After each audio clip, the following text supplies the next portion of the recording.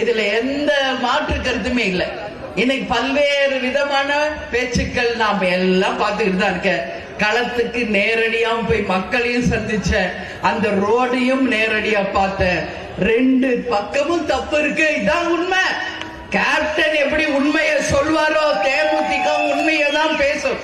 யாருக்காக பயப்பட வேண்டிய அவசியம் என்னைக்குமே தேமுதிக கிடையாது. ஒரு பாதுகாப்பு கொடுக்க வேண்டிய அரசும் தன் கடமையிலிருந்து தவறி இருக்கிறது. அதை கரெக்டா பாதுகாத்து கரெக்டா தொண்டர்களை பத்திரமா அனுப்ப வேண்டிய விஜய் அவர்களும் தவறு செய்திருக்கிறார். ரெண்டு பக்கமும் தவறு இருக்கு. இந்த 41 உயிருக்கும் தமிழக அரசும் பொறுப்பேற்க வேண்டும். விஜயின் தாமேக்கா கட்சியும் பொறுப்பேற்று ஆகணும். இதுல மாற்று கருத்து கிடையாது.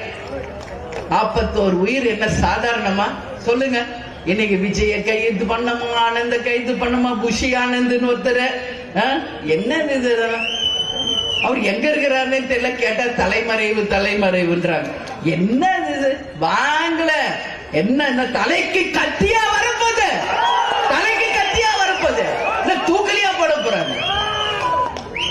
ஒரு கட்சினா தைரியம் இருக்கணும், வீரம் இருக்கணும். நம்மளால ஒரு குடும்பத்துக்கு பாதிப்பாயிடுச்சுன்னா அங்க முதல்ல தலைவர் எப்படி நிற்பாரோ அந்த மாதிரி தேமுதிக